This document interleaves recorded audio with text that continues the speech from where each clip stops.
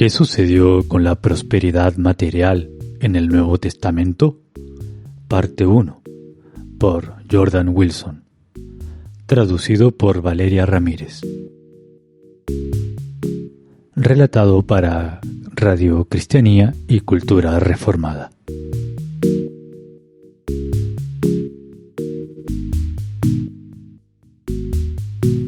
Un reciente tuit del ministerio Deseando a Dios afirmaba que ni una sola de las 112 referencias de la palabra bendecido en el Nuevo Testamento está relacionada con la prosperidad material. Este tuit, cuyas implicaciones potenciales, en conjunto con el contenido que le acompaña, traen a colación un tema que debemos abordar de manera integral: la conexión entre la bendición y la prosperidad material. Este es un tema que los promotores del Evangelio de la Prosperidad y del Evangelio de la Pobreza a menudo no entienden. Para el propósito de este artículo, examinaremos la conexión entre la bendición y la prosperidad material en el Nuevo Testamento. Inmediatamente de que la buena gente de Ministerio Deseando a Dios esté de acuerdo con lo que voy a escribir. Primero, vamos a sacar algunas de las conclusiones que algunos pueden inferir del tuit. Primer punto, la enseñanza del Antiguo Testamento respecto a la conexión entre la bendición y la prosperidad material ya no es válida. Las bendiciones del Antiguo Testamento eran materiales, mientras que lo del Nuevo Testamento son inmateriales. En el Nuevo Testamento, la conexión que existía entre la bendición y la prosperidad material ha cambiado. Ahora, en el Nuevo Pacto, la bendición no está conectada con la prosperidad material, o la conexión está severamente minimizada y es relativamente poco importante. No podemos buscar la prosperidad material en el Nuevo Pacto ni considerarla una bendición o desear. Pero, ¿es realmente cierto todo esto? ¿No contiene el Nuevo Testamento ninguna validación continua en cuanto a la conexión entre la bendición y la prosperidad material? Si es así, ¿abandona esto la enseñanza del Antiguo Testamento? Si no es así, ¿qué hacemos con toda esa enseñanza del Antiguo Testamento? ¿La enseñanza del Nuevo Testamento realmente anula la conexión entre la bendición y la prosperidad material para todos los tiempos? O aún más, ¿deberían los cristianos ver la prosperidad material como una maldición que hay que evitar, ya que nos ata a las cosas de este mundo y nos distrae de nuestro destino celestial? Estas son las preguntas que exploraremos. En la primera parte de este ensayo discutiremos de partida algunos puntos hermenéuticos. Señalaremos los presupuestos pactales y escatológicos que influyen en las diversas perspectivas y estudiaremos la conexión entre la bendición y la prosperidad material en el Edén. Incluso incluiremos casos en el Nuevo Testamento en los que se reafirma la conexión entre la bendición y la prosperidad material. En la segunda parte, profundizaremos en el Nuevo Testamento y compararemos las exhortaciones sobre la riqueza y las promesas de Dios en el Antiguo Testamento. Profundizaremos en el particular escenario histórico redentor en el que se dieron muchas de las enseñanzas del Nuevo Testamento sobre la riqueza, y seguiremos un criterio de corrección para la forma en que muchos interpretan las exhortaciones del Nuevo Testamento sobre la riqueza. En primer lugar, quiero hablar de algo que a veces se nos escapa, con todo lo que está mal en el mundo. A veces no contamos nuestras bendiciones materiales y de otro tipo, que están a nuestro alrededor ahora mismo. No tenemos en cuenta la conexión directa entre el avance del Evangelio en el Nuevo Testamento, la propagación de los valores cristianos en la sociedad y la bendición que fluye a esas sociedades como resultados. Sin duda, este tuit específico al que se hace referencia fue escrito por alguna pobre alma vestida con telas finas y sentada en una cómoda silla, con un empleo remunerado en una oficina bien iluminada y con aire acondicionado. O el tweet fue escrito en un dispositivo móvil, en la parte trasera de un Uber, alimentando por combustible extraído del fondo del mar, mientras los satélites que orbitan la Tierra y proporcionan la navegación. ¿El tuitero ha pasado hambre este mes? ¿O los predecibles patrones climáticos, la tecnología agrícola y la avanzada práctica logística han garantizado que no escaseen los alimentos asequibles? ¿Cómo se contaron y localizaron las 112 referencias? Aparentemente el tuitero recibió educación y sabe leer y escribir. La persona que las contabiliza ha buscado en los antiguos manuscritos originales a los que ha podido acceder viajando desde lejos. ¿Solo estaba disponible en latín? ¿O las personas consultó en su software Logos versión 8 recientemente actualizado? ¿Quién puede saberlo? A veces no vemos la conexión entre la bendición y la prosperidad material porque hemos aceptado la visión secularista posmoderna de la historia, que quiere promover la concepción mítica de la religión cristiana como un obstáculo para el florecimiento humano en lugar de un progenitor del mismo. Otras veces porque simplemente somos ignorantes. Para ello, un intelectual, filósofo y activista cristiano de la India llamado Vishal Mangalwadi, que también es biógrafo de William Carey, quien ha escrito un libro titulado El libro que dio forma al mundo. Creo que este libro debería ser la lectura obligatoria para todos los cristianos, especialmente para los estudiantes universitarios y los pastores, ya que pone los aspectos positivos del mundo en el que vivimos hoy y cómo la propagación de los valores cristianos a través de la difusión de la verdad bíblica le dieron forma al mundo. Para reconocer esta verdad bíblica y no pasarla por alto o descuidarla, como hacen muchos, tenemos que saber entender lo que nos dice la Biblia. Primero, hermenéutica. La hermenéutica es una palabra elegante que los teólogos utilizan para referirse a cómo interpretar y entender la Biblia. Aquí hay 3 factores básicos, pero cruciales, que están involucrados en ella. Empeñarse en la interpretación bíblica sin conocer los siguientes 3 factores clave es como conducir con los ojos vendados. Si no tienes cuidado vas a caer en una zanja hermenéutica y llevarás a otros allí contigo. Factor 1. El conocimiento de la trayectoria bíblica completa. La historia de la Biblia no es solo la caída y la redención. El patrón es la creación, la caída, la redención y la nueva creación. La redención y la nueva creación se entremezcla en algunos puntos. Factor 2. Debemos tener en cuenta la realidad histórica de Israel como nación del pacto y el periodo de tiempo específico de la historia redentora en el que está escrito el texto. Factor 3. Debemos recordar la audiencia directa a la que se dirige cualquier pasaje y tener en cuenta cómo habrían de entender lo que se escribe para sopesar adecuadamente la aplicación para hoy. Algunos puntos básicos para empezar. A lo largo de toda la Biblia, tanto en el Antiguo como en el Nuevo Testamento, se prohíben la avaricia, la codicia, la administración irresponsable y el ignorar a los pobres y huérfanos. No debemos ser materialistas ni adorar los presentes de Dios en lugar del benefactor. Esto es cierto tanto si hablamos del Antiguo como en el Nuevo Testamento. No debemos cometer el error de aplicar burdamente las promesas del pacto dadas a las naciones enteras y aplicarla individualmente a cada persona. Este es un punto en el que caen muchos predicadores modernos de la prosperidad. Debemos negar categóricamente la herejía idólatra del Evangelio de la prosperidad que enseña que la razón por la que el pecador debe venir a Cristo es para que pueda ser rico y obtener grandes logros. Esta doctrina demoníaca le quita credibilidad a la iglesia y presenta al dinero como un ídolo y un falso Dios. Su fin es la ruina.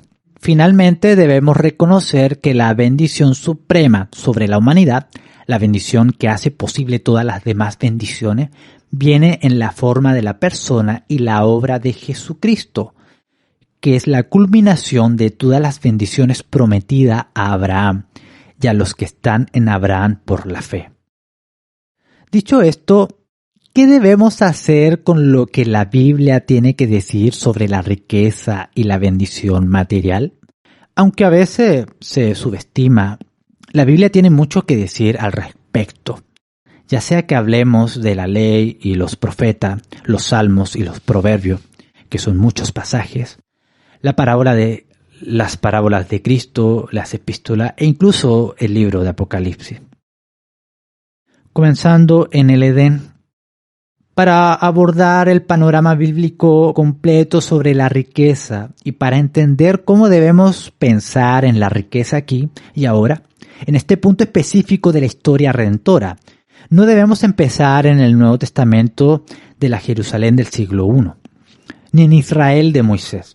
Tenemos que empezar en el Edén. Esto nos lleva al primer punto que debemos considerar. El diseño inicial de Dios en la creación se incluía una conexión entre la bendición y la prosperidad material para toda la humanidad. Esta conexión no era un defecto. No se introdujo como resultado de la caída, sino que era anterior a la misma. Por lo tanto, no hay nada en esta dinámica que tuviera que ser rectificada por Cristo o su nuevo pacto.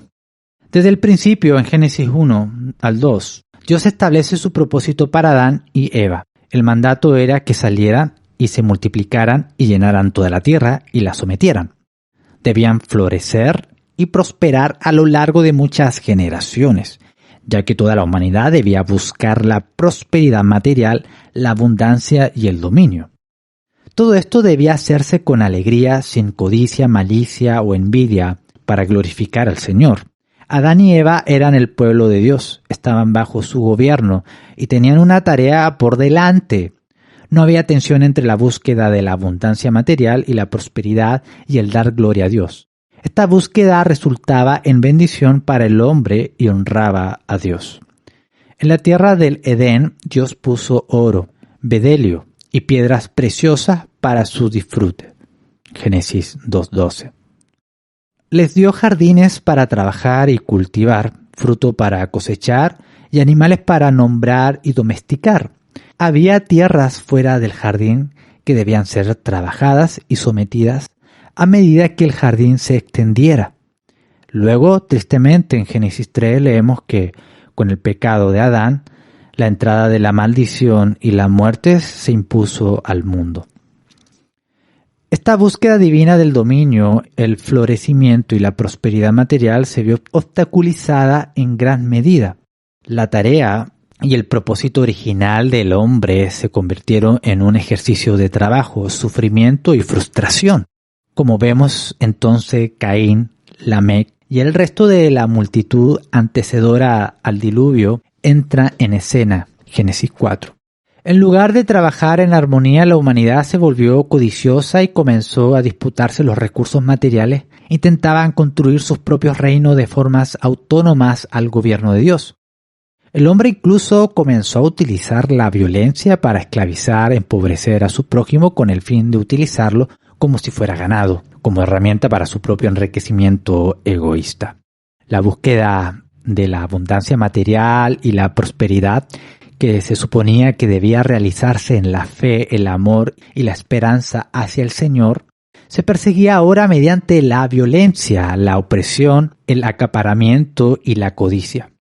El cuidado del prójimo y el objetivo de asegurar el florecimiento de toda la humanidad se dejaron de lado y se cambiaron por una batalla por la supervivencia del más fuerte. La búsqueda de la riqueza, la abundancia y el cuidado de la tierra ya no se trató como una administración confiada a los responsables ante Dios, sino como un medio para fomentar la rebelión contra Dios. El fracaso moral puso en peligro la visión de dominio y florecimiento en la tierra. Si esta naturaleza pecaminosa dentro de la humanidad no era erradicada, la raza de Adán estaba condenada a fracasar en su tarea de dominio y ser dirigida a la destrucción total. La humanidad tendría que enfrentarse a la muerte física con la perspectiva de una eternidad en la ira permanente de Dios sobre ellos. Afortunadamente, Dios Padre, en su misericordia, pactó con el hombre y prometió un Salvador que no solo expiaría el pecado del hombre al rechazar a Dios, sino que establecería un reino, un nuevo pacto en el que el Espíritu Santo sería derramado sobre su pueblo. Esto debía hacerse para santificar y redimir a su pueblo y restaurarlo para que un día discipulara a todas las naciones a la obediencia a Cristo y restaurar el propósito para el que el hombre fue creado originalmente, el dominio y el gobierno sobre la tierra para la gloria de Dios junto con Cristo. En Cristo somos vivificados con un propósito único, hacer buenas obras para Dios. Esta es la razón por la que somos redimidos y restaurados. Todo esto depende de la relación continua que Dios ha establecido entre la bendición y la prosperidad, incluyendo la prosperidad material. Efesios 2:10, porque somos hechura suya, creado en Cristo Jesús para buenas obras, las cuales Dios preparó de antemano para que anduviésemos en ellas. La bendición material para las naciones y para ordenanza de la creación. Es aquí donde debemos hacer una distinción crucial. Dios envía bendición en forma de prosperidad material de diferentes maneras. Hay bendiciones enviadas para su pueblo directamente por su pacto con la creación e indirectamente para toda la humanidad, así como para naciones específicas que siguen y obedecen la ley moral. En su pacto con la creación en Génesis 1 y 2 y reafirmado en Génesis 9, Dios ha establecido algunas dinámicas que simplemente no cambian y son predecibles y constantes.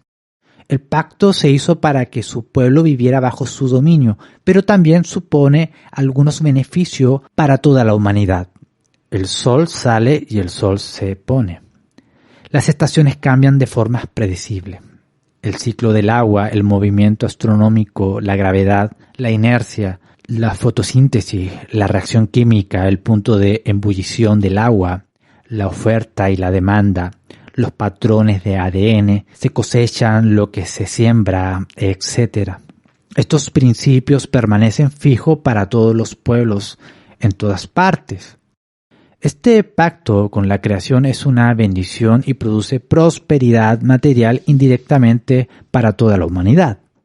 La caída del hombre y la maldición sobre la creación física que la acompañó dificultaron la cosecha abundante de la creación, pero no erradicaron del todo esta dinámica. Por eso seguimos viendo versículos como: el que labra su tierra se saciará de pan, mas el que sigue a los vagabundos es falto de entendimiento. Proverbios 12:11.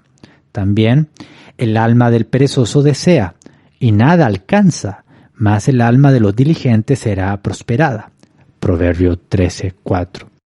Y en toda labor hay fruto, mas las vanas palabras de los labios empobrecen. Proverbio 14:23. Aquellos que piensan que la riqueza material duradera y la prosperidad puede llegar sin un esfuerzo diligente y una ética de trabajo disciplinada no serán bendecidos. Los que reconocen el mundo en el que vive y actúan en consecuencia cosechan los beneficios. Estas afirmaciones son válidas en todo el mundo y en todas las sociedades como continuación del pacto de la creación.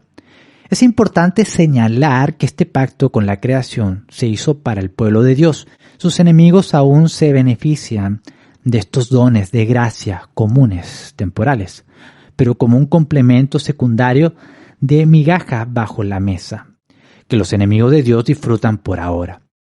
Esto no es un indicador de que el favor del pacto de Dios a largo plazo reside en los enemigos de Dios.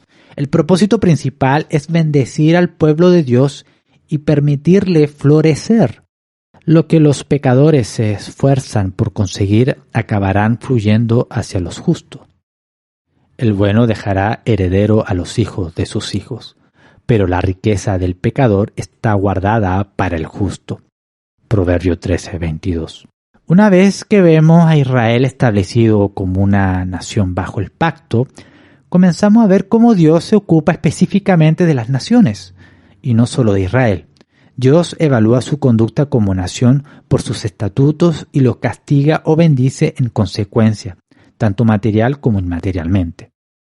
Bendiciones, maldiciones materiales sobre varias naciones. Tras el éxodo de Israel de Egipto, vemos varias cosas en lo que Dios les anuncia las bendiciones y maldiciones sujetas a su fidelidad nacional o los estatutos que les anuncia a través de Moisés. Estas bendiciones y maldiciones incluían la seguridad frente a invasiones y enfermedades, la prosperidad económica y el respeto mundial.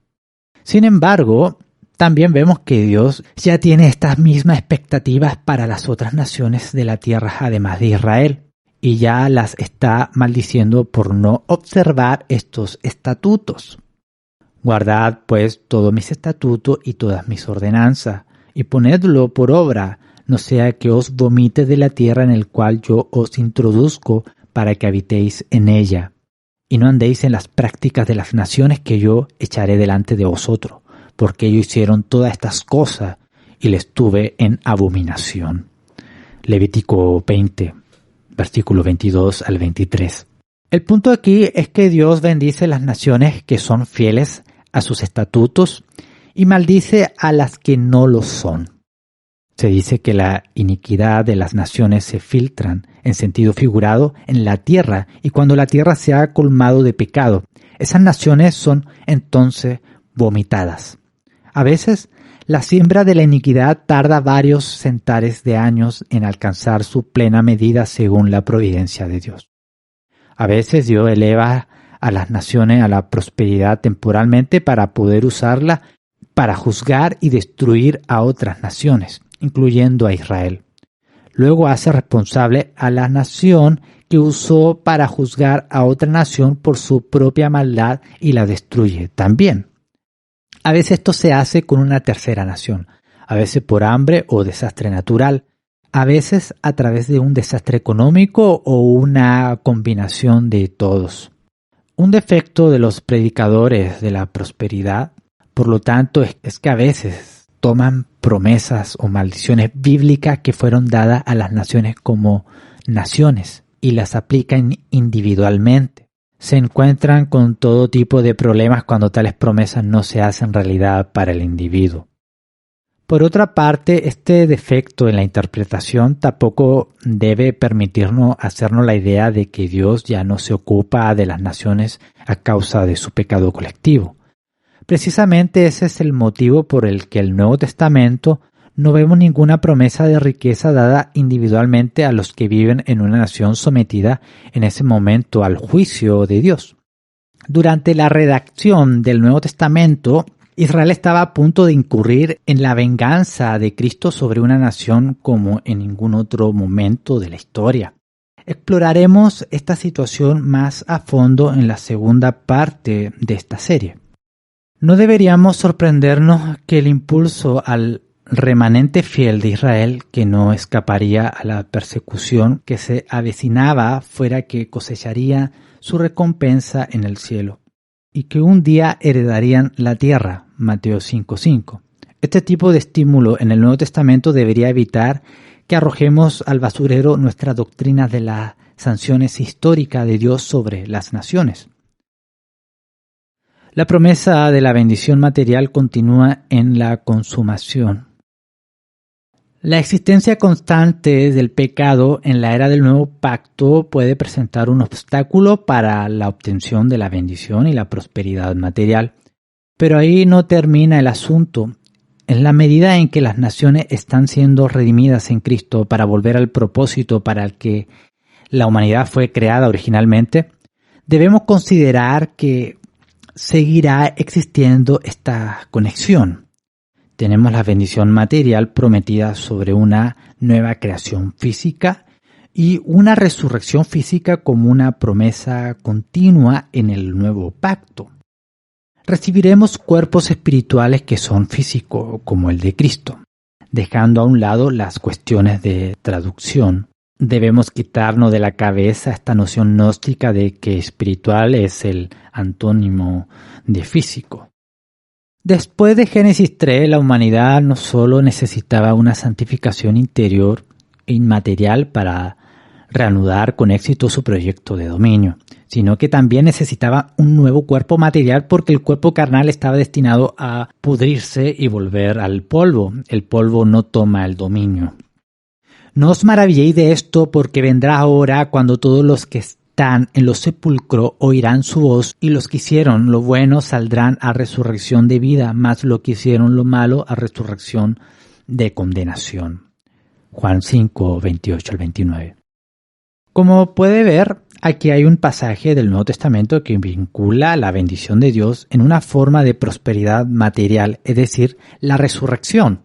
De hecho, todas las referencias del Nuevo Testamento a la resurrección de los justos en Cristo son ejemplos de este tipo. En segundo lugar, en los evangelios también se nos promete que los mansos heredarán la tierra material. Esto no es una figura retórica, se refiere a la tierra física. Bienaventurados los mansos, porque ellos recibirán la tierra por heredad. Mateo 5:5. En tercer lugar, Romanos 4 vuelve a confirmar que la promesa ampliada a Abraham incluía la promesa de heredar todo el mundo material, porque no por la ley fue dada a Abraham o a su descendencia la promesa de que sería heredero del mundo, sino por la justicia de la fe. Romanos 4:13. En Romanos 8, Pablo funciona la reconstrucción de la creación física y la resurrección de nuestros cuerpos como nuestra herencia espiritual, como la esperanza de la bendición en la que debemos poner nuestros ojos. Pues tengo por cierto que las aflicciones del tiempo presente no son comparables con la gloria venidera que en nosotros ha de manifestarse. Porque el anhelo ardiente de la creación es el guardar la manifestación de los hijos de Dios, porque la creación fue sujetada a vanidad, no por su propia voluntad, sino por causa del que la sujetó en esperanza, porque también la creación misma será libertada de la esclavitud de corrupción, a la libertad gloriosa de los hijos de Dios, porque sabemos que toda la creación gime a una y aún está con dolores de parto hasta ahora. Y no solo ella, sino también nosotros mismos, que tenemos las primicias del Espíritu.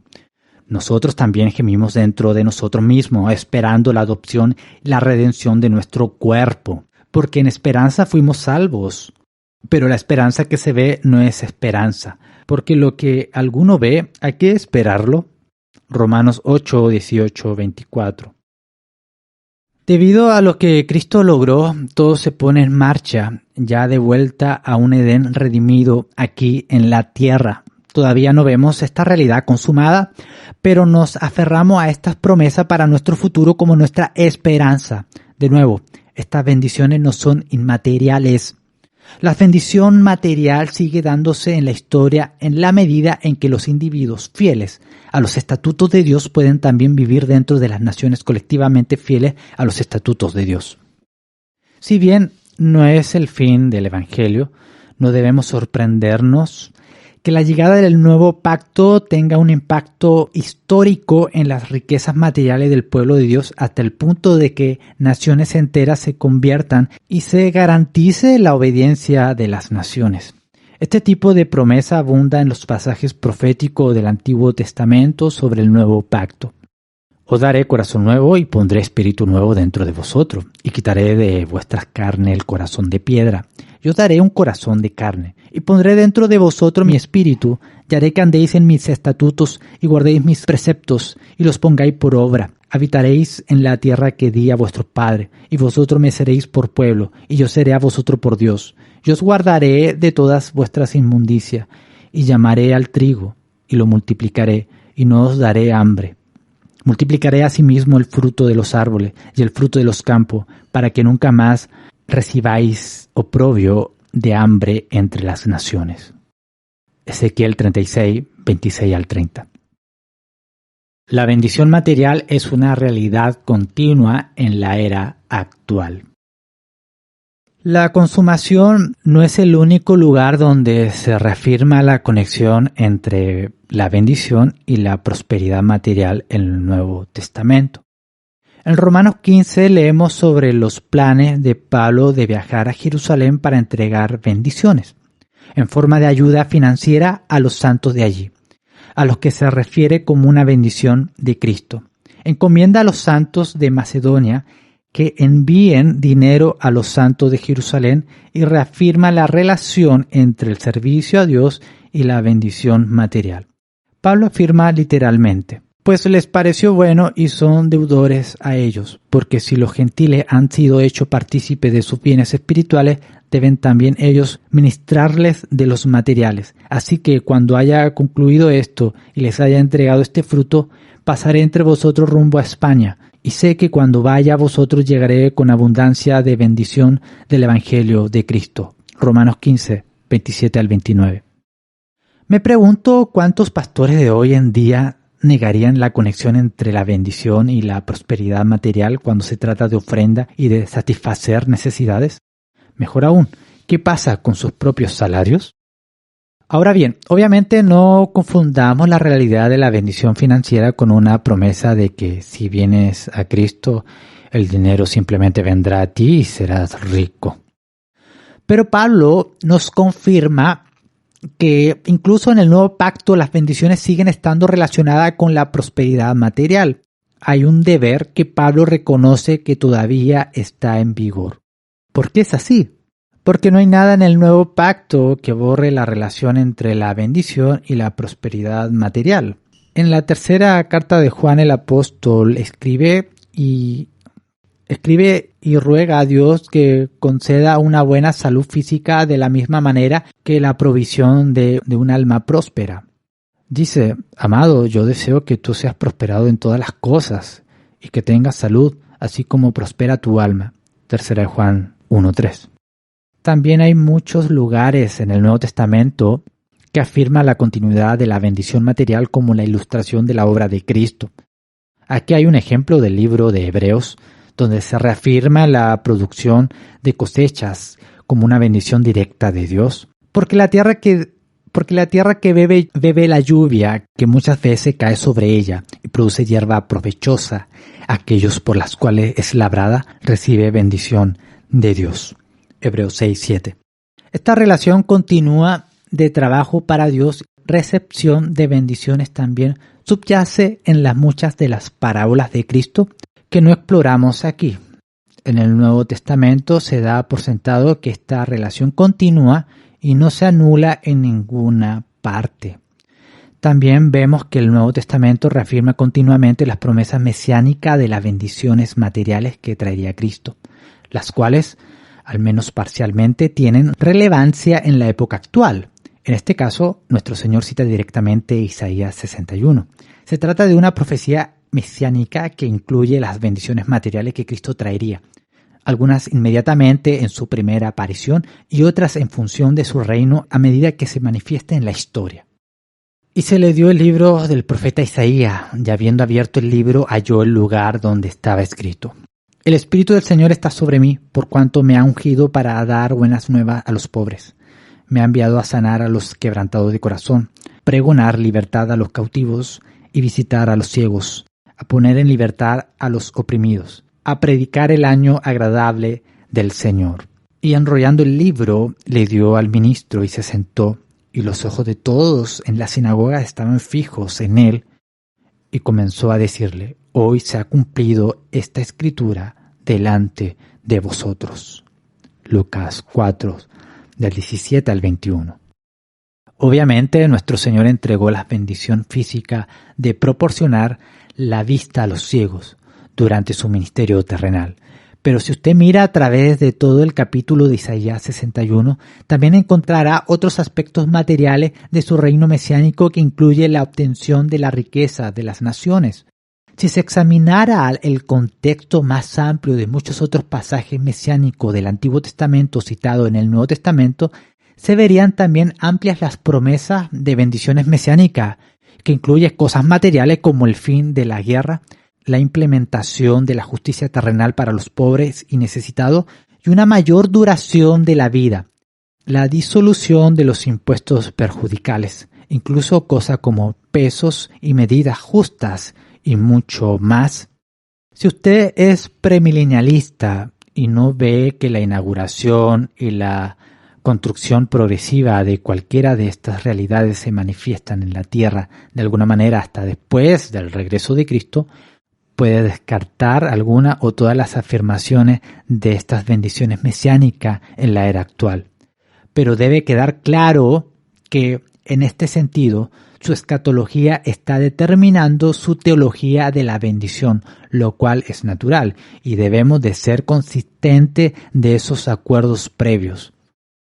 Conclusión de la parte 1. A pesar de todo esto, seguimos viendo un énfasis diferente sobre el dinero y la bendición en el Nuevo Testamento. En este punto, sin embargo, debemos preguntar, dado que el Antiguo Testamento fue escrito a lo largo de 4000 años bajo todo tipo de escenarios, incluyendo la prosperidad a largo plazo, a lo largo de muchas generaciones, periodos de desastres repentinos y periodos de lento declive, ¿tiene importancia el hecho de que el Nuevo Testamento se escribiera en un periodo concreto de 40 años en la historia? En la siguiente parte examinaremos un aspecto que es tan crucial para nuestra comprensión de este tema que sin él nunca comprenderíamos lo que la Biblia enseña realmente. Esto es el contexto histórico específico del Nuevo Testamento y el efecto que tiene en la forma en que debemos aplicar los pasajes sobre la riqueza y la prosperidad material.